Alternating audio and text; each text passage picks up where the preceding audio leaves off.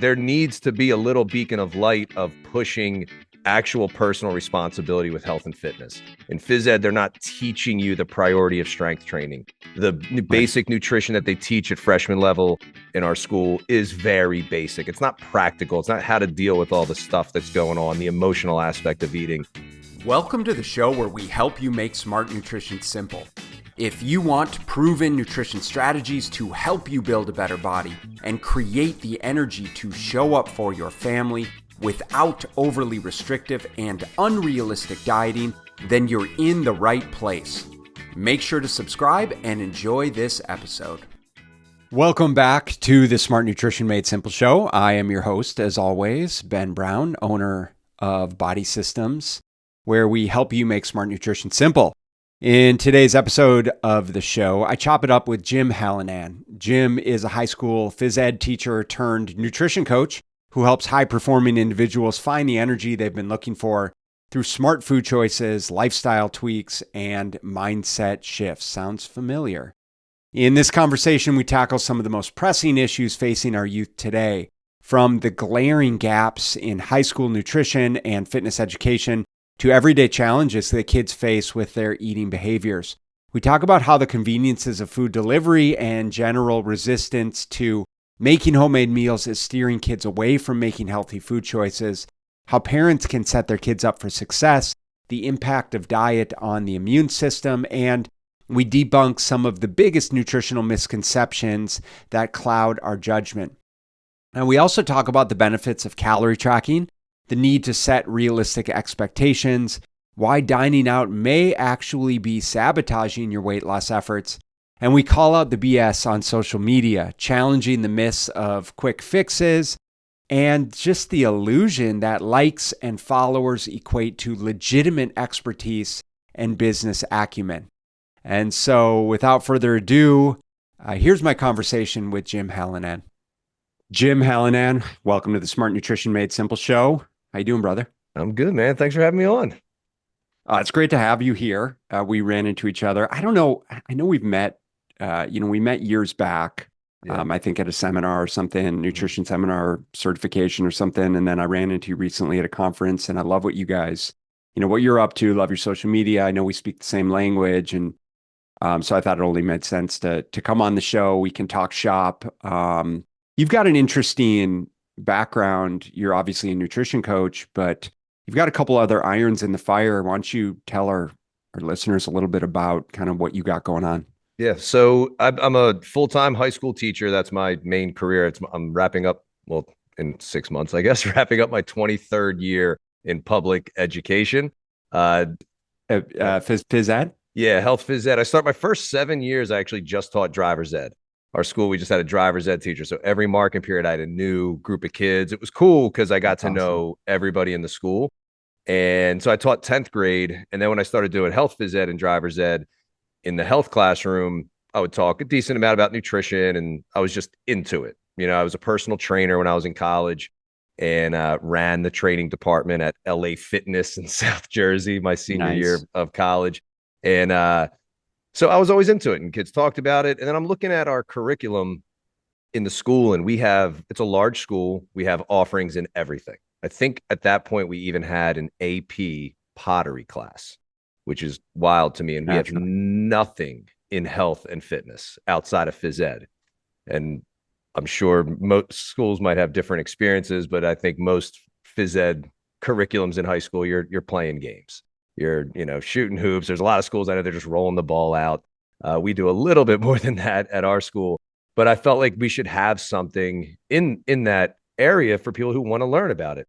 So I proposed writing a course and having an elective in nutrition and kinesiology. And the principal was on board, the head of guidance was on board, got approved, and I wrote a course. So half of the year is all nutrition. I actually teach them about the coaching, writing macros, like prescriptions, like really trying to teach them to ask a lot of questions and figure stuff out and what people need. And then the second half of the year is applied kinesiology. We get into a lot of all the muscle insertion points, the planes of motion, and then even writing programming and progressive overload and understanding those things. You teach the high school kids all of this stuff. Teach the high school kids this stuff. Yeah. So now I proposed that. I started teaching seniors And so since teaching seniors, I started teaching this course. So it's an elective for seniors. Now, the last couple of years, the school hasn't run it, and I do not know why. I know Oh, kids that's have signed up. unfortunate.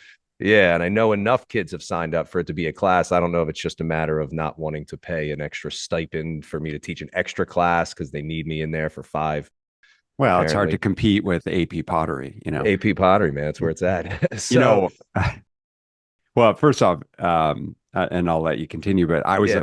I was a PE major in Okay. college, so Oh, nice. I'm with you there. And I mean, did you study PE undergrad? Yeah, the undergrad was yeah, health and phys ed, which now a lot of the schools call it health and exercise science to make it Yeah, that's sound smart because there's a even like a better. negative connotation to Yeah. PE. I Did get you ever that. teach? I just student taught, and Okay. then which was like the best semester of my life. If Yeah. my spring semester of college, I was student teaching, like had two classes and student taught, and no, I guess maybe I just student taught, and it was like so much fun. I went to U of A undergrad in Okay. Tucson, Nice. and so like speaking of playing games, like we played like dodgeball and kickball and all You with the like the little kids, like elementary, or were no, it was you? high school. Yeah, Oh, I nice. was student teaching high school, and it was just a blast. It was like so much Yeah. fun, but I love the teaching component. Yeah. I ended up going to grad school. It sounds like you did something similar. Yeah. Yeah. Before writing that course, once it got approved, I was like, I can't write this curriculum based solely on my interest in this space. I Yeah, immediately enrolled and got my master's in um, health and exercise science with a focus in sport nutrition, and was able to knock out a decent amount of courses before this curriculum was due. And I kind of used the stuff in these base level courses that I took to, whatever, write the curriculum, kind of yeah, orchestrate how it was going to be and what topics I'd cover. And then I finished my, master's in that within the next, whatever, year or so, year and a half. It was maybe a couple years total to get that master's. And nice. I actually have a master's in school leadership to be a principal. No desire to do that. I don't. No, I got that a while ago, and now I'm like, no way. With the way public education is, yeah, there's no way I would want to. I'll pass on any kind of pay bump to deal with just discipline all day. yeah. It's getting kind of even more interesting these days. Yeah, over Imagine. COVID, I was ready to get fired. I'm like, just fire me. Just fire. I was And waiting for yet, them because I didn't get vaccinated. I'm one of those, creeps that didn't do it. And in New Jersey, it was getting pretty strict. I had to test every week for 2 years. oh I want God, to say, dude, yeah. well. Kudos to you for hanging in there. I mean, I imagine you feel a sort of a overwhelming responsibility to uh, stay in that position for the sake of the kids. I don't know, you tell me. Yeah, I mean, I was always from day one proud for myself. The people that I followed in this space at that point, I trusted with the information that was coming out. And then my own logic of understanding how viruses and things like that work. I'm like, I'm not worried about this. You have your seasons where you get a little worried, but I'm one of the rare ones in my school. And I know for a fact that people were talking trash about me. I'm Of that course. guy who has these weird, yeah. I mean, Dude, I'm in talking the about me same in front of I'm in the same students. boat, by the way. Yeah. Like we just went through a considerable amount of um I mean turmoil for lack of a better term of just Yeah. being attacked in a multitude of ways. Oh yeah. But I'm not really referring to, well, yes, I mean I'm referring to the viral stuff. But second to that of you just sticking around the school, of feeling obligated to like continue teaching. I mean, I guess I'm curious what prompted you to stick around, considering I mean you're a nutrition coach, you probably Yeah. have a successful business.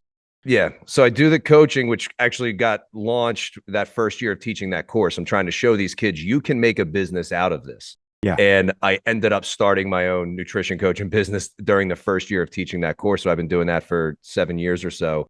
And in the school, yeah, it's there needs to be a little beacon of light of pushing actual personal responsibility with health and fitness. In phys ed, they're not teaching you the priority of strength training. The Right. basic nutrition that they teach at freshman level in our school is very basic. It's not practical. It's not how to deal with all the stuff that's going on, the emotional aspect of eating. So I do enjoy teaching. And that's what prompted me to even write the course, because I wanted to teach versus just we're going to play pickleball for the next 6 weeks kind of a thing. Yeah. So I Which do is feel that super fun responsibility. too, by the way. It is fun. Those things are all fun. That's so fun. But it does get old after a while. Like once you're done teaching the thing and then you're just playing and it's cool. But Yeah, I got you. I just really like teaching and educating. That's what really kind of got the business going, was going to all the gyms that I could and doing seminars. And anybody asks, how do you get your business going? I'm posting things online and nothing's happening. I'm like, you got to go in person. You have to show people Yeah. that you know stuff. Every gym in your area, especially a group fitness place, they have people asking them about nutrition. And these coaches generally don't. They know what works for them, you know? So, hey, here's something for if you're a coach out there listening and you are struggling with stuff, reach out to every gym. I offer a free seminar. And some people are like, well, what's in it for you? Nothing. I just like teaching. I know this is an issue you guys have. And if somebody ever did want to hire a nutrition coach, they might think of me, but there's nothing in it for me. So I love the teaching aspect. I definitely was ready to get out of it in the midst of all of that, the way education was going and everything. And I'm like, if I get 25 years in, I get the lifetime benefits. That's always that carrot hanging over. Sure. I have a shit pension after 25 years. I have to go until I'm 55 years old to have a better pension. But those are no longer motivations at this point. I mean, hey, 2 more years, I get the lifetime benefits. I'll be fine, at least in that regard. But I like doing it. I like doing it. I didn't hate teaching. I hate the way the system has become, Yeah, sure. from administration down, from the top down, a lot of coddling. It's kids are socially different. And I think that, if somebody can start to embrace their fitness and their health and take priority of that stuff, then they'll kind of come out of their shell, have a little bit more confidence. There's just such a lack of confidence in kids. We'll talk about being able to impact, people at fundamental level. Is like it's our children, and teaching our children how to implement healthy eating behaviors is paramount if we want healthy adults. Like that's where it needs to Yeah. begin. And we can't work top down. And it's hard, when for most of us coaches that work with adults, I mean, adults are the ones that are obviously being able to afford these services. And we're not giving a lot of attention to when these children are developing. Yeah. And parents certainly are not setting good examples. I'm Yeah. curious what were the kind of consistent problems that you were seeing, that you continue to see with children's behaviors, eating behaviors? How have those progressed over the years? Like what are the common conversations that you're having in your classes around these things? It seems tough for people. Like they're always asking. It's funny because it's adults or kids. It's all the same stuff. It really is. Is this bad? Is Right. this okay? Yeah. I spoke to like this elite level swimming program, Greater Philadelphia Aquatic Club in our area. These kids are, a lot of them are going to college for swimming. They're potentially junior Olympians. Top level athletes in nutrition is the big thing that they lack. And so I spoke with them. The owner of that place had me come out, and it's the same questions. So then I can't have this, and I'm like, no, this is all dose dependent kind of stuff. But if every day you're eating garbage, Right. this stuff adds up. You're talking about tenths of a second in some of these races. And any little edge you can, prioritizing sleep, them not really fully understanding how important sleep is, them not fully understanding the importance of protein at every meal and what they think is a protein source and how much they think is that's a lot. And to teach them about that, but it's convenience. It's the freaking Uber Eats. The amount of kids that tell me how they'll just order that stuff. They're at home, their parents are maybe at work, and they're doing Uber Eats to get Yeah. food, DoorDash to get food to their house. But it's that convenience, the fast food. Just today, somebody said something about McDonald's, a student to me, and I go, no, I don't. They're like, their service is terrible at this one specific McDonald's. I go, I don't do that stuff. They're like, what do you mean? You don't go? I go, no, I don't really eat fast food. He's like, oh, you're one of them. Like that's the society we're in. You're one of them. You're an It's like elitist. yeah, I'm like, no, not really. Okay, if I'm on a road trip for 9 hours, we would have stopped and grab a burger somewhere, whatever. But it's not part of my life. It's like weird that it's strange to make your own food now. The Yeah. amount of No, resistance there yeah. is with clients or even with students, the idea of you don't have to go out to eat multiple days a week.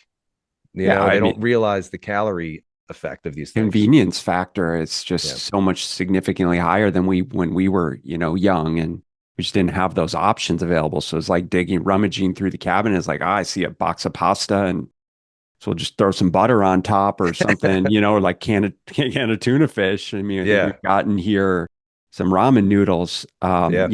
I was having a conversation with my daughter.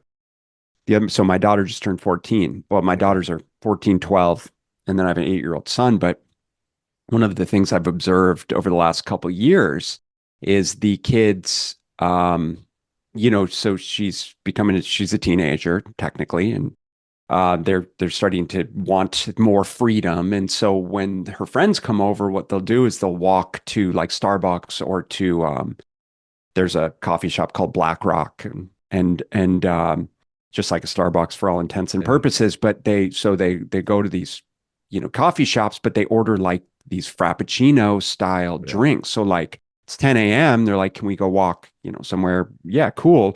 Then they all meet at these Starbucks and they're drinking these fucking Frappuccinos and like these 750 calorie milkshakes for all Yeah. intents and purposes. And it's really, really interesting, because you and I obviously both understand like how considerable this calorie allotment is and how much Mhm. it's contributing to them gaining a lot of weight. And so, it used to be like the freshman 15, they're calling it like when kids turn into like sophomores in high school and they can start to drive. Now they're all meeting at the coffee shops, Yeah. and just gorging on all of these extremely E- calorically dense drinks. And even think about when we were kids, caffeine wasn't an option like it No, is now. I mean, I'm sure you remember this Jolt Cola. dude. Jolt Cola. Dude, it was like tasted syrupy. I could still taste it in my head. Gross. And Yeah. it was, if we got our hands on that, our parents could not find out. And now you look back Yeah. and what did it have double the caffeine of a regular Coke? So it probably had what, like 60 milligrams of I caffeine? mean, seriously. And it was Yeah. like, we thought it was just the best thing in the world because it like Yeah. had, quote unquote, so much caffeine and there's like Yeah. news segments about it. That's right. And now it's, I mean, that's nothing. I mean, a Yeah. small Red Bull is 80 milligrams of caffeine, and that's nothing compared to the typical energy drink. The typical one, you're getting 200 milligrams of Yeah, well, I caffeine. got one of the daughters with a Monster the other day, 150 milligrams of Yeah. caffeine. Like, obviously not a big deal, but it's like, hey, like you don't need to be drinking this And stuff. they're drinking them multiple times a day, Yeah. and so you add that into the equation of all those calories, you're getting this spike from this stuff, and then there's that crash, and then they're hungry again. The 700 calories didn't do anything for their appetite. Now they want to actually go eat. And their memory is I didn't eat that much hmm because they just took in a ton of calories of fluid. Yeah, yeah, definitely. So there's obviously like this huge convenience factor. We know it's top-down influence from the parents. So you're obviously, you're educating the kids around how to make better decisions, what macronutrients look like, how to understand and create more calorie awareness, right? Nutritional value and all of this stuff, which is fantastic. How are we influencing? How are you helping them influence their parents? What are those conversations look like, so that they can actually make those changes? Yeah, I mean that's always tough. I've when once they leave, I have no idea what's going on at home. Sometimes I'll have kids come back and say things. Sometimes parents are like, "Whatever, Yeah, he's just one of those guys." Same response, whatever. You're one of those guys, kind of a thing. I really try to drive home with these kids like the small decisions. And that's where you and me are on the same page a lot. Like the habits, these slow changes over time, these small little decisions that add up and creating habits that are a little bit healthier. So I try to push that. But when you have parents that are the ones buying the food, they can go right. home and say, hey, can we get more of this or more of that? But the parents are still the ones that are making the decision on what foods they buy. So there's very little control, or I don't know how much influence does take place from the student to the parent based on things that happen in our class. Nobody's Yeah. coming back and telling me.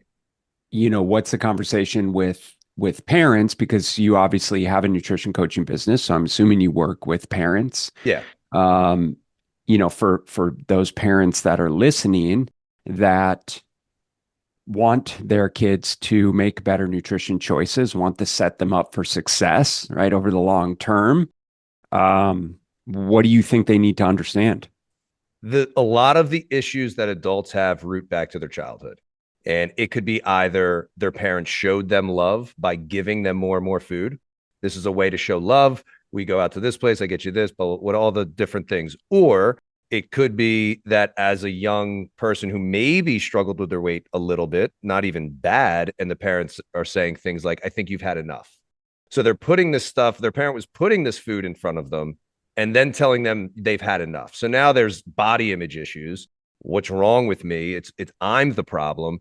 Right. So I think it's important understanding a lot of that stuff goes back to their childhood. So now as an adult, you're now repeating that behavior. You're showing love by giving food to your kid.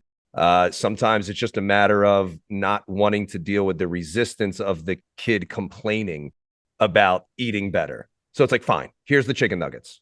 Just make Fine. it easier on everyone. You just Yep. make it Here. easier. Yep. So it's 100% as far as I'm concerned, the availability of the food in the house, especially when they're young. Once they're at that age where they're able to drive and go get food on their own, it's a little bit more out of your hands. But if you can lay that foundation of we're not, these just aren't options. We don't have boxes of cookies and chips. And it also depends if the parent's home. If the kid comes home from school and the parent's not there and you have all this junk food around, what's the kid going to do? And then you're going to make the kid feel bad for picking those things. Right. Like this is just, it keeps going. So the availability of things in the house. I specifically remember when we got to a point with my son, he's 11 now. We started getting the waffles and the frozen pancakes that are just easy, quick things to make for him. And that's all he wanted. It's like, hey, you want some eggs? Like, no, can I get some of the pancakes? Can I get the Right. waffles? It's like, no, we can make eggs, blah, blah, blah. Once I stopped buying those, he stopped asking for them. Hey, we don't have any. Now you want some eggs? Yeah, I like it. And he likes eggs, but he Yeah. didn't want them when the other thing is an option. And adults deal with the same thing. You know, you Yeah. get too hungry, you go a little too long not eating, you get home, you got maybe some meal prepped, but hey, there's some snacks that are easy to eat. You go and eat it. The kids are struggling with the same thing. So don't make them ever feel bad. And if you're going to start getting rid of some of the options in the house, I would not even bring it up as we're just not going to have this stuff around because you're overeating it. This Mm-hmm. needs to be either on you or just not even discussed. Yeah, I didn't get any cookies this time. I didn't get the pancakes. We're gonna try. Let's make eggs. They This don't is they what the won't option care. is. Like They they won't they care. don't they genuinely don't care at the end of the day. It's like in my experience, like Yeah. right. And I'm with you, like we've been down the road of listen, I've been through phases where I've been an asshole about the food in the house. Fortunately, when Same. the kids were very young Yeah. and they don't remember that and then had to figure out how to ease up and live in the real world. Yeah. And now it's kind of like out of sight, out of mind. And it's sort of Yep. like the Halloween stuff as an example. It's like, listen, we let the kids keep a certain amount of candy. The rest we stash away, throw away. They Yep. don't think about it. If No. it's not there, they Yep. forget about it and go on with their day. And if you can kind of set the stage for that, it's not going to be an issue. But we definitely get caught up in the ease and convenience factor. Yeah. And in the short term, it definitely it can feel like it's easier to eat Absolutely. out, to have quick food decisions in easy to prepare food choices in the house that are, seemingly tasty. But in the long run, it's not, you're not doing yourself any favors. You're not doing your kids any favors. So I think you owe it to yourself, you owe it to your family to start to improve your behaviors because your kids' behaviors are just a direct reflection of yours. So I always try and reflect on it's like, hey, if I'm having a problem, and in the moment I'm like looking at what the kids are eating, um, and feeling like I'm not okay with it. Well, where's that coming from? And why is it that I'm feeling that way? Like they're, God forbid they're eating a bowl of cereal or something. Like, is it really that big of a deal? I'm the Yeah. one that bought the shit, so I can't Yeah. be having a problem when they invariably want to eat it. So Yeah. what's And the it's conversation look like? I'm always trying, at least with my son, because he does not have this lean. He's 11. He's got the little fat on him. He does not have, but he has friends that have maybe these lean, more muscular looking bodies. And he starts to express some insecurities with it. I have, I guess what you said, where do these root feelings come from? I start to think I just don't want him to be insecure with his body. Yeah. So I want to start to change maybe how these foods are presented. But then I look back, I was a chubby little 11, 12, 13-year old. I remember getting teased for my love handles when I was on the swim team as a kid.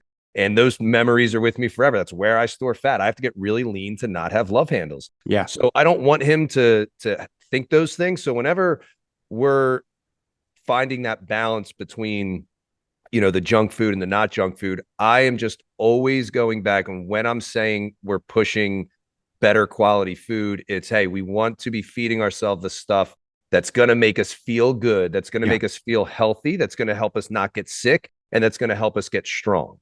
So that's the stuff that how I try to verbalize it. I was actually thinking about this the other night of how we all think we're doing our best. And I'm like, where's that person who did the perfect job raising the parent with the perfect way around food? And then that's like the perfect case study for how we're supposed to do it.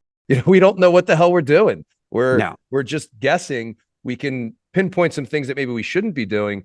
At the end of the day, we're kind of guessing, and then we'll see. You could do the perfect job and the kid's a mess. You could do a terrible job and the kid's health turns around. You could be an alcoholic and your kid's an alcoholic. You could be an alcoholic and your kid avoids alcohol. Totally. There's every kid's going to respond differently to this stuff, but I just try to push strength and health, not losing weight or losing fat or being insecure about the body. So that's more the conversation when it comes around, trying to push more of the healthier foods and a little bit less of the other stuff. Hey, these things are okay, but we just don't want to eat that stuff all the time. Even with the Halloween candy, what we did was we put it in the freezer out in the garage and told them, because I've done that before, what you did. Keep which ones you want. We're going to toss the rest. I put it out in the freezer in the garage, and I said, hey, each day you can have two, just to attempt to teach the moderation aspect. Like adults, you have two Oreos. They're eating. Yeah, but then you're screwed because you're going to eat it all. Yeah, but here's what's interesting that happened, because I did that, and then every day he got to choose which two things do I really feel like today versus just mindlessly eating it. Yeah. After a week, I don't know if he's been out there because it's not in the living room. He hasn't gone out. The bag, there's still this big bag, like half filled with candy out in the freezer that's just been sitting there. I haven't thought about it. He hasn't thought about it. So that out of sight, out of mind thing, like you said before. But two different strategies, and both could potentially work. It's the same. It's the human psychology. It's the same with adults, man. It's like if we perceive something to be restricted, like you fucking know we're gonna want that more. And that's how humans behave. And so when it's just kind of there, it's really interesting. I was thinking about this earlier today because we have this basket of garbage food out in front for like the delivery drivers. I don't know why my wife Christina has crap out there for them, but it's like, it's like the packages fad the last couple of years. Like, Oreo thanks cookies. for delivering. Yeah. And we got a few clients sent us like boxes of like prepackaged brownies and stuff, which hopefully they're not listening, but so we put it out. Well, to be fair, like we're mostly gluten-free. So, because I have issues, a couple of my kids have issues with it, but so we put it out front for them. My point is, it's like, it's sitting out there. The neighbor kids will come over and grab some occasionally, but like kids know it's there, but we've never really, like, it's never been an issue, and no, they don't touch it. They just don't touch it. However, if it was in the cabinet in the house, if there was a box of Oreos, like they would want it every night. So it's just very interesting psychology around it and how humans work around that. And so I agree with you very much in terms of, I think it's a part of like making sure that you're including this stuff. Or at least this is what I'm extrapolating from you is making sure that we're including this stuff into their diet. It's like, there's nothing off limits, right? If they know that nothing's off limits, they're going to be a lot less likely to want it more. And we can create a much healthier kind of balance and relationship to, what we're choosing and how we're fueling ourselves and how food actually impacts us and our energy levels. And I like how you talked about kind of food as fuel and for energy and strength. And that's a lot of the ways that we talk to our kids around those things as well, especially as they're kind of developing and being in athletics. That's really good way for us to kind of infuse this stuff in. It's like how you fuel yourself around your training, after your training, the amount of protein you're consuming, how it contributes to your energy and helping them reflect on those things. Yeah. We're making some progress there, and it's clicking for them, which is exciting to see. Yeah. And since COVID, to even just talk about the immune system, like I guess a couple of years ago is maybe the first time I saw it, where it's like everybody calls this flu season, but really it's like sugar and alcohol season. That's like just shutting down our immune system. We're sitting inside, passing germs around, not getting sunlight, not being outdoors as much. That's going to contribute to it. Now you're eating a bunch of sugar and crap. It's obviously going to suppress your immune system. And when I talk to students about it, I go, I'm never really sick. I go, if I'm ever out for a sick day, it's because I have something fun to do. It's very rare. I can't even remember the last time that I called out sick because I was genuinely, legitimately, actually sick. And if I was, it's like a day. Like I'm like maybe out for 24 hours and I'm back. So even that kind of stuff to be able to talk to my son about, like, look at all your friends all getting sick. then you're not really getting sick. If you do, you kind of bounce back quick. And this is because we're trying to eat more of this real stuff and blah, blah, blah. So even if that stuff gets in his head a little bit. Hey guys, I want to interrupt this conversation briefly with an exciting announcement. If you're a father and struggling to lose the pounds that have crept on over the years, I understand your challenge. You're juggling a successful career, a loving family, and now you're looking to regain that energy and physique that seems to have slipped away. And that's exactly why I created Prime Fit Operating System. Prime Fit OS is a unique hybrid coaching program designed specifically for men like you. Now, you guys know me, we're not about quick fixes or impossible routines. Instead, we focus on real sustainable change through personalized nutrition and science-driven strength training, all wrapped up in a supportive community with expert guidance directly from me and my 20 years of experience working with men just like you. Imagine mastering your nutrition without restrictive dieting, getting stronger and leaner, and boosting your overall energy, all without overwhelming your already busy schedule. With Prime Fit OS, you're getting more than just a cookie cutter nutrition and fitness plan. You're embarking on a transformative journey that fits into your life, not the other way around. So, if you're ready to take the first step towards a healthier, leaner, stronger, more energetic, confident, ass-kicking you, join us over at Prime Fit Operating System. Trust me, guys, your family, your career, and most importantly, you will thank you for it. So if you guys are interested in getting started and want to find out more about the program, let's chat. Just head over to primefitos.com/call and grab a time on my calendar. Remember, it's your time to be at your prime.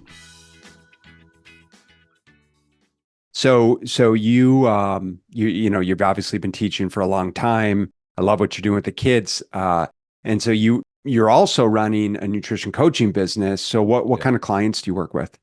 Generally Gen Pop. I've had a few, like I had one like a CrossFit Games athlete. I've had some college and a couple high school students who were athletes.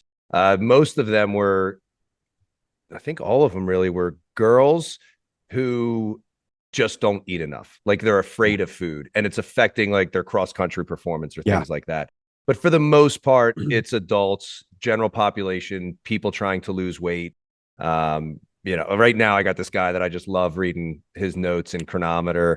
He's a 142-pound jujitsu guy who's training for stuff and was just like the typical stereotypical woman afraid to eat food kind of a thing. He just was afraid to gain any weight. Yeah. And he was afraid to eat more. And then what did that lead to?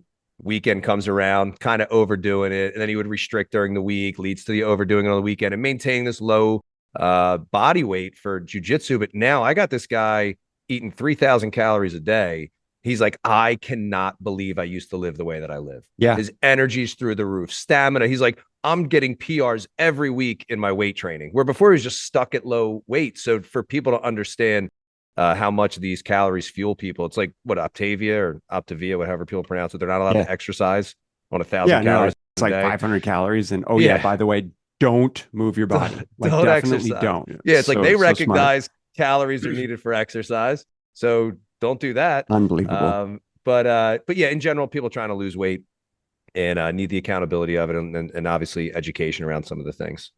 How long have you been coaching? About 7 years. I want to say it was 16, 17, maybe 2017, 6 to 7 years. What do you think's been the biggest? You've been coaching for a while, and you've obviously been teaching for a long time, which I think there's a lot of wisdom there, clearly. So what do you think within the kind of coaching realm has been? What are the biggest changes in your beliefs around kind of the nutrition coaching from when you first started to kind of where you are now, having had enough exposure with adults, nutritional considerations, limiting beliefs, obstacles, all of those things? At the beginning, it was definitely more, I created a spreadsheet where they would, type their macros in and their body weight, and I'd find their average body weight, see what their average macros were, see where we're at, and never knew anything about food quality in these clients. So I'm just looking at numbers. And that was the only real priority. So that has changed now. That the way that I track their stuff, I use the app Chronometer because I can see everything that they eat Yeah, every we use day. that too. Yeah, I love Yeah, it. I love it. I encourage everybody, if you don't do, add notes every day, like a little reflection for the day. That really, that way I can avoid even sending them another form to fill out, like a check-in form on Google. So when Yeah, they're leaving these notes throughout the day, hey, slept really good, or this and that, my workout, I crushed this, or today I felt like it was a fail because of this, blah, blah, blah. I can even leave notes and ask them questions if I wanted to, and it shows up in their diary. Or I can leave a note as a reminder if during a check-in call they say something about Wednesday, I can leave a note. Don't forget this today, kind of a thing. So I love the app. I love being able to see their food quality. I love being able to see all their micronutrients and where things are balanced out. So from the beginning to now, pushing food quality as much as possible. And even doing the math with some of these clients. Like I have one guy who thinks he's like, I really just ate too much junk food this week. And then I do the calorie ratio and I'm like, it was only maybe 20% of your actual total intake was this junk food. That's really not that bad. I know it felt like maybe a lot, but you had a lot of good quality food. So to be able to help relieve some of the guilt that some people have around that by being able to yeah. show them that data is good.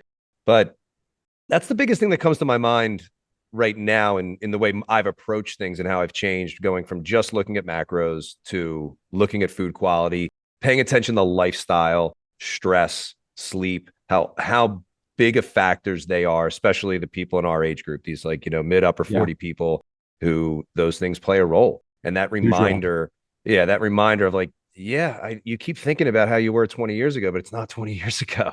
You're acknowledging how different life is now.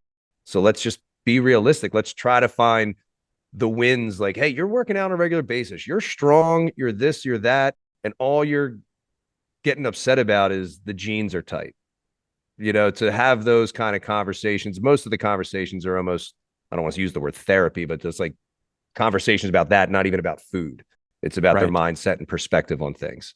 Because that's a big deal breaker for people in terms of noticing and recognizing success. A couple things is with the tracking process, um, that's definitely something that I've gleaned over the last several years through the tracking because way back when I didn't believe in tracking, aka I never really had experience with it, so I poo-pooed Mm-hmm. it, Yeah. but also never really got clients good results. Mm-hmm. And then became a subscriber via really having a coach, have me track my own stuff. Personally, got much better results. Yeah. Obviously, imparted that into my clients, which I think a lot of us have done, which I think is great. Um, but then got myopically focused on the numbers. It's like, yeah, Yeah. it's Yeah. just about the numbers, calories in, calories out, blah, blah, blah. And then the longer you go with it, the more conversations you have, the more you start to see the nuances of reading, Yeah. learning how to read between the lines. Chronometer is Yep. just a beautiful example of like you can pull up a dashboard and you can look at their weeks or multiple weeks and you can see the calorie fluctuations and you can pull up their diary and you can look at the food choices and the amounts and intuitively just start to know and understand and feel where the limiting factors are, Yep. whether it's tracking accuracy or weekend Yep. eating or Yeah. consistency or and then you know where to have those conversations because at the end of the day, yeah, it's about so much more about why are the behaviors happening the way that they are. Is there awareness around how those behaviors are happening? I had a conversation with a gentleman yesterday, a client, and you know, he legitimately was like, I've been, I don't know why things are stagnant. Like I've been tracking consistently and accurately for the past 3 months. And I'm doing my exercises and XYZ. And I had to literally pull it up and help him understand, like, starting to ask the questions, well, how, what percentage of the meals that you're tracking in here are you actually eating at home and weighing and measuring? Mhm. Right? Not that that's the end all be all, but for this example, right? He's like, well, 50%, if that. Like, okay, Yeah. so then we can understand that 50% of the meals that you're quote unquote tracking in Chronometer, you're eating out, which you actually don't have control over. Yeah. You actually don't know how many calories that are. You're actually not weighing and measuring. So would it be reasonable to assume that you might be getting more calories than what you think? And would it be helpful to understand that, you know, no one is good at guesstimating. In fact, the Yeah. research is very clear that for most people, there's like a 50% or more margin for error in guesstimations. And even for like trained dietitians, it's like 10 to 15% margin for error. So Yeah. like If we're eating out, like we just don't know. Bonefish grill appetizer, bang bang shrimp has over 1,000 calories. Oh, but I mean, it's I'm so not good. I'm not drinking the sauce out of the bowl, but how do you get what 100 calories a shrimp, 150 calories up to 1,000? People definitely do not realize that's something too. I have them doing chronometer as if say it's meal 5 for the day, put a note this was a meal out, and then you can Yeah, feel free to guess, and then they log the stuff, and then I can look totally. and feel like that was a meal out, that was a meal out, that was a meal out. But yeah, those are the questions. Yeah, people need to become aware about.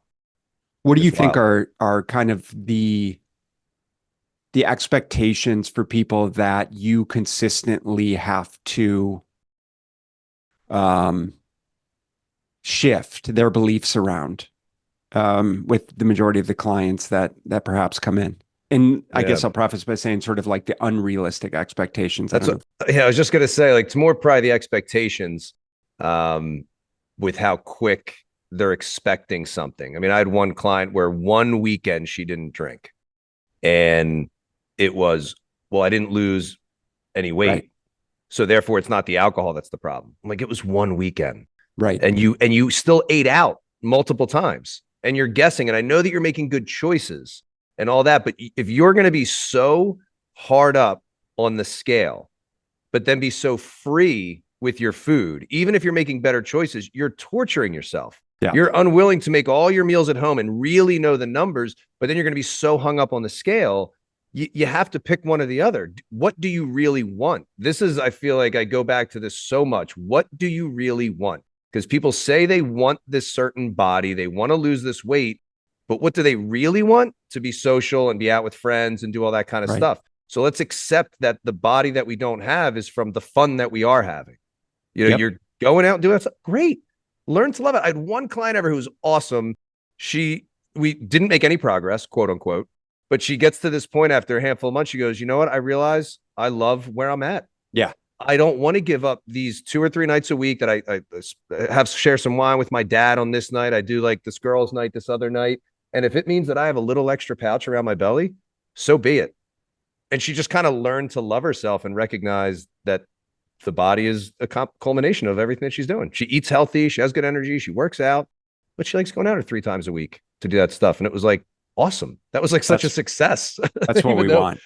yeah, Yeah. yeah, That's always what we want, in my opinion. It's like, oh listen, yeah, the vast majority of people are not going to get shredded six pack, like, and the vast majority of people don't necessarily want that, yeah, which is great.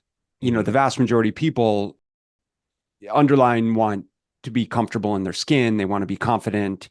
They want to have flexibility and freedom with their nutrition. And so that's where it's like, hey, how do we help them actually set some realistic expectations? Because you believing that the scale should be continuing to change, even when you're not tracking accurately, even when you're drinking every weekend, even when you're eating out all of the time. Not that any of that is wrong, Correct. per se. It's just completely unrealistic. I don't know what led you to believe that these things should be happening. That's illogical. And for you to make yourself feel bad over something that um, is completely unreasonable is what's actually messed up about this whole perception, this whole equation, the whole dieting process in and of itself. Yeah, and to it'd be interesting if people actually went to their friends that they're quote unquote jealous of, because you hear that all the time. Well, it's just unfair because my friend, they can go out and they still have this body. And it'd be very interesting if those people actually went to that friend and in a vulnerable, dead serious way said, I just want to know if you can walk me through your week. What do your weeks actually look like in terms of the meals that you eat?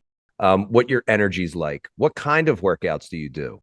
How Yeah, often are you going out? And then for them to see that, because I've always said you can't be jealous of one aspect of somebody's life. You have to be jealous of every aspect. So you can be totally. jealous of this rich person, but you're not jealous of the 100 hours a week they work. You could be jealous of this fit person, but you're not jealous of how much time they spend in the gym and cooking meals and eating at home and saying no to maybe work events. Right. So you can't just pick and choose. So it'd be interesting if people actually did that. They took that moment to be vulnerable and ask that person, and then maybe even ask them if they're happy. And it'd be interesting if they actually got honest responses. I'm always insecure about my body. I tend to go a lot of days without eating. and there's a fear of gaining weight, and this person's living in constant anxiety, and you're jealous of Well, let's talk about the fitness industry for a second. them. I mean, talk about shining a light on, an industry that is completely diluted in terms of, so my coaches and I have a conversation around this quite frequently, in that we sort of put on display these physiques that are unreasonable for most people, nor would they want to go through the things that are required to get the Yeah. physique that they think that they want. Yeah. And so, listen, you and I can both, I'm sure we can agree. I've been in this long enough. I've been doing this for close to 20 years Yeah. in the fitness space. I don't know that I know one fit pro, health pro, whatever, that hasn't been through their battles with food, with body image dysmorphia, with all of these things, and perhaps to some degree still battles those things. Yeah. Oh, yeah. And yet we Absolutely. put it on display, right? Like it's something to be admonished, and it's often quite the opposite. Yeah. And we're in this world now, we have more access to everything. That's what my post is actually tomorrow. We have more access to gyms, supplements, and quote unquote healthcare and therapy than ever before, but we're in a worse mental and physical place than we've ever been before. We have to stop blaming society or having expectations of society or other people to fix us. We have to start taking responsibility. And what does that mean? It means really learning and understanding and being willing to make genuine change. Are we going to get the most micronutrient packed vegetables these days that we had 50, 70 years ago with the way our soil is and all that kind of stuff? Maybe not, but still, we know that that's better than, eating the cookies and the crap. But people have to start taking responsibility, because the fitness industry is definitely not going to help them. It's not helping them now. It is wild. Yeah, it's enraging. And I get so tired of like seeing these young, and it's great that they're in the space. And I'm proud of young trainers and people out there, but push the grind, the hustle, the this. We all have the same 24 hours in a day. It's like, shut Yep, up, dude. You live at home with your mom. totally. She's probably buying half your stuff. You got nothing to do all day except cook food and work out and edit videos. And you're talking to a 45-year-old mom with 3 kids and a full-time job. Listen, 100%. And I mean, there's so many, there's so many worse professions. Like I work my ass off. But with that said, I mean, come on, like I stand behind a desk, I've got a gym in my house, you know, it's just like it could be so much worse. And so I'm glad, you know, I feel fortunate that I came up when I did, that we didn't have, or I just was clueless about, the introduction of social media. I mean, I didn't have a cell phone until I was junior in college. So, Yeah. um, I'm grateful for that I wasn't distracted by all of that stuff and had plenty of time sort of in the trenches, so to speak, with Yeah. clients without any of this outside noise to make me think that everything that I was doing was wrong. And Yeah. just, you need time to just for trainers listening. I mean, I think this is with developing any skill, but and certainly any profession, but it's like, listen, you just need time to figure it out. You Yeah. need time to learn and to grow and to understand what works for you and to just experience and practice. It's called a Yeah. practice for a reason. It's like you just need exposure and reps, right? And you're not going to get that Yeah. overnight with any coach or any program. Like you have to put in the time. As you were saying that, I'm thinking about when I was a kid and reading Men's Health and Men's Fitness and stuff like that in high school, college. And I always viewed things as an experiment. Let me see how this goes. Let me see what results this gets. So I guess maybe we're fortunate in that regard of it. I never, I don't know if I ever had the thought of like, what's the secret? What's the trick? You just Right. tried stuff and experimented with things. And that's the kind of conversations I'll have with people. Like, let's experiment with it. Let's see Yeah. how it goes. Let's see how you like life not going out for a month because you're really pushing for this body. Let's see if you realize it's not worth it. Let's just treat ourselves like an experiment and potentially have fun with it versus this is the solution to all my problems. And we're in this society now and with social media and all that stuff, it is so instant appearing Yeah. in nature with the way people see things. And there's so much BS out there that everybody's thinking, so what am I missing? What's the one thing? I remember being at a nutrition seminar at a gym years ago before I started coaching. And these guys were trying to sound like real smart and technical, talking about all this stuff and glycemic index and whatnot, and talking about how carrots are higher on the Yeah, glycemic index than something else, and trying to explain how glycemic load is what matters. So blah blah blah. And I'm sitting there going, there's somebody here who thinks they're fat because they're eating too many carrots. And exactly. I'm not even kidding. A woman raised her hand and asked, so should I stop eating carrots? She didn't hear anything they said after they're high on the glycemic index. Exactly. And Yeah. what's the one thing, it's like treat it as an experiment. And that's what I appreciate about you. And I think anybody out there for coaches who see other coaches with these quote unquote huge businesses and like, how do I get to that? You're doing the same thing that you're complaining about your client with their body weight and their figure. How do I get to that? What's the rush? What am I missing? Is it the click funnel? Do I just have to do more challenges? The clickbait? What do I have to do? Like, just be consistent with the message of health and lifestyle change. And that's what I respect about you and people that I follow online. And for anybody who's not a coach out there listening from like a client side, you have to stop following those accounts Definitely. that are feeding that part of your brain. I mean, Instagram and social media, the algorithm is giving you what you're looking at. You have to stop looking at these things. Stop sharing some quick fix thing with a friend. Like, what do you think of this? Well, now they think that you're into that stuff and they're going to keep pumping more things in. So just like your body has been curated from the way you've treated it, your algorithm is curated by the things you're opening and spending time looking at. Most definitely, man. Most definitely, because you never know. Yeah, like you said, it's the same as when you see someone's body on Instagram, you don't know what's really going on. Is it, usually just some combination of great genetics, great lighting, probably some touch-ups, and maybe a whole heck of a lot of misery that you're not seeing on their Yeah. end. And same deal from a business standpoint. Just because someone has $1 million business doesn't mean they're not spending $900,000 a year in Correct. advertising. It's unbelievable. The longer you're in the space, you get to know the people That's it. that are in there. And it's like, oh, I'm making more as a teacher than Yep. you are with your $1 million Yep. business. Yep. These people out there don't realize. And then young people, they see somebody on Instagram has 300,000 followers and they think they're making money. No, they got free leggings sent to them and they live in an apartment with their mom, and their mom's the one taking the pictures of them on their balcony. They have no It, man. business, no money, but people think that they It's do. yeah, it's wild. It's wild. It's wild. Um, you have a podcast, The Other Side podcast. Tell us a little bit about what's Yeah. going on there. Other Side Lifestyle Podcast. It's on all streaming platforms, and now we're putting all the videos out on YouTube. We really want to try to grow the YouTube side of things. My co-host partner in crime is Aram Gregorian. He's on Instagram at 4 weeks to the beach. That's a number 4 and a number 2. And I've known him since like late 2019. We've just gotten close over the years after one of the certifications that we went through. And we just decided we love talking shit and kind of have similar senses of humor, but still have two totally different lifestyles. I'm married with a kid, Yeah, he's single, and always talking about all kinds of stuff. You have to right. tune in to see the out of control conversations that we have. And it's been awesome doing it. And I always like the idea of a podcast. I don't know how people do it alone when they don't have guests. I Oh know man, I it's, know. I respect anybody that could do that, like the So hard. planning that takes place. I'm like, if I'm going to do this, I need to do it with somebody, because then there's the accountability of actually getting on every week. Because I can totally see myself being like, I don't know what I want to talk about this week, and I don't like planning things. That's me, man.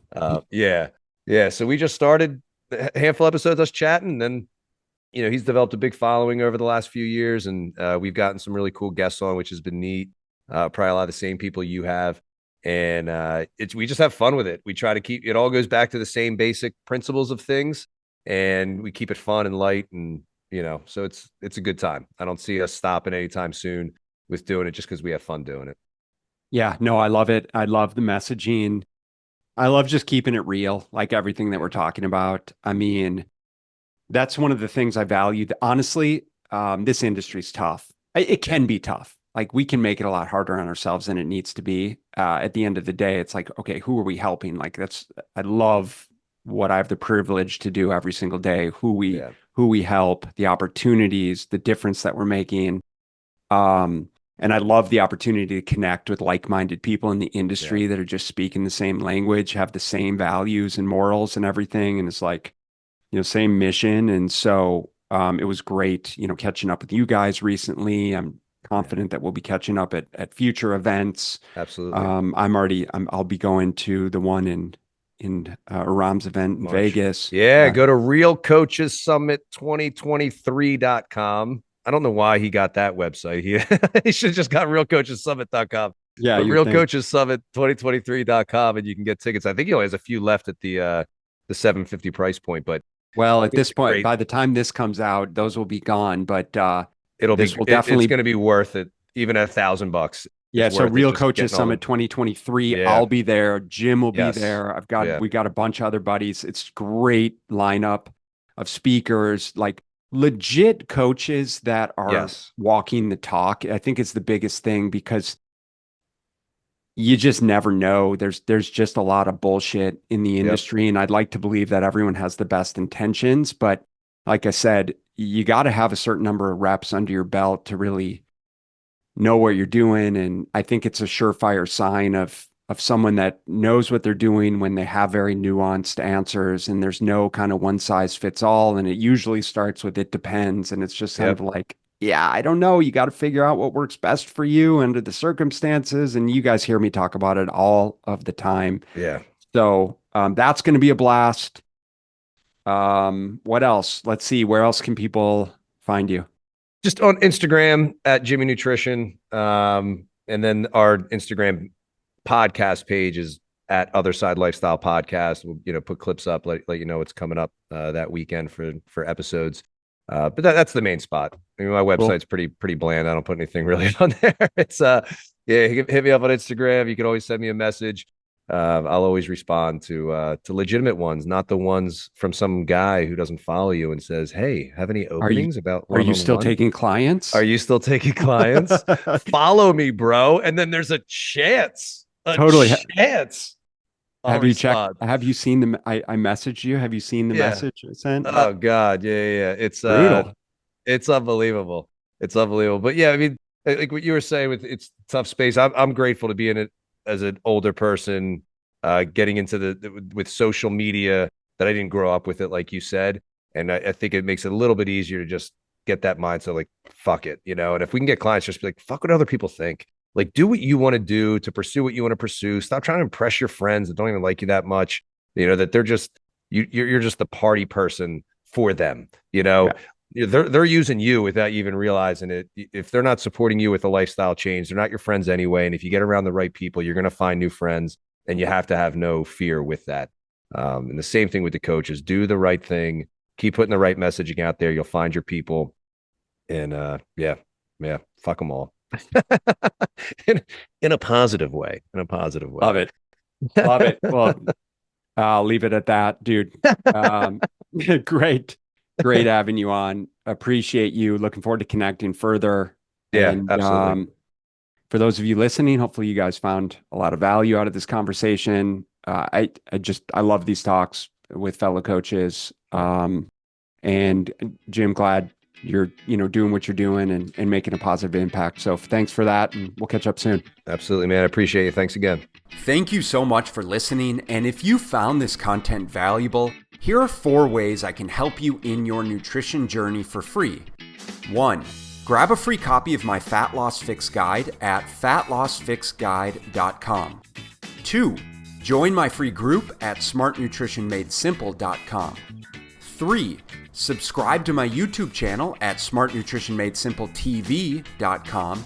4. Leave a 5-star rating and positive review so that we can gain access to more nutrition experts ready to share their knowledge with you and ultimately help more people make smart nutrition simple.